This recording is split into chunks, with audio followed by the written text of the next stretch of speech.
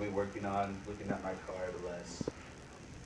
In a survey conducted by the National Institute of Drug Abuse, in 2012, 9.2 Americans 12 or older used illicit drugs or psychotherapeutic medication in the past month. That's an 8.3 increase since 2002. I myself, like many of you, know someone who was addicted or is currently addicted to drugs and unfortunately have lost their lives to it. In this speech, I'll explain drug abuse, and when I finish, I'll be a better understanding of this disease.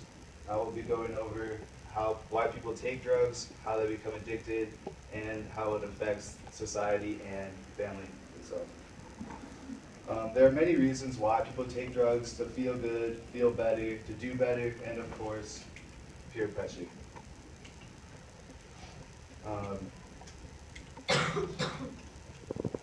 According to, and you might think, what's wrong with people wanting to feel better or do better with themselves?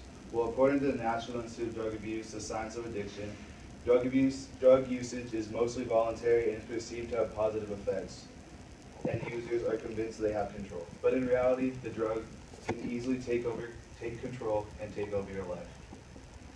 Continued drug use can turn once enjoyable activities into less enjoyable activities, and users seek to feel normal. This can lead to users seeking and taking drugs, even if it means damaging their lives or the life of their families. And some individuals develop a tolerance, which means that they need to take more or higher dosages to feel normal, and this can lead to overdose.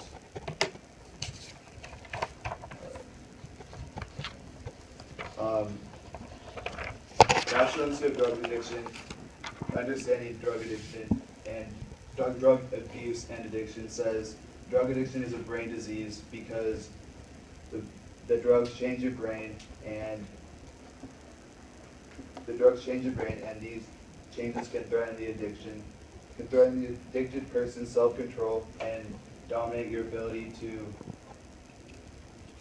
resist the impulse to take drugs. There is no specific factor as to why people become addicted, but there is a combination of factors that can lead to addiction.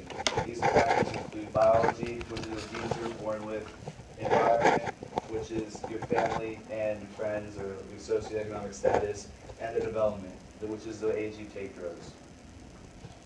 But the biology of a person combined with the environmental influences make up for more than 50% of drug addiction susceptibility, and in early drug use, the brain is still developing, and their decision-making skills are still growing, which could cause adolescents to make bad decisions and take drugs. And the earlier the drug use, the more likely you'll have a serious addiction.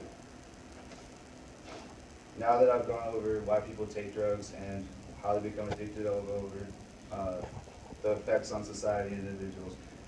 According to the In World of Sociology, drug abuse is not an individual problem, but rather a social problem due to its effects on social beings and society as a whole.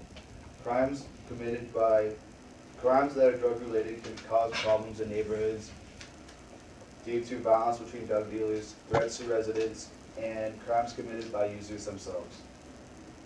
This can affect young children as to drug dealers recruiting them because of their lighter sentences due to juvenile, because they're still young.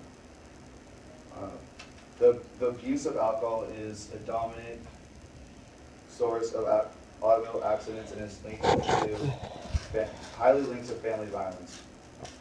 The Columbia Encyclopedia says drug abuse can disrupt family life, and this leads to destructive patterns. Destructive patterns leads to destructive patterns. Out of fear of love or for the consequences, the user's family could empower the user to continue on the destructive path by ignoring the problem altogether, providing money, or just kind of letting the user continue with the drug addiction. Now that I've gone over why people take drugs, why they affect, how they become addicted, and how it affects society, I hope you have a better understanding of drug addiction. Thank you.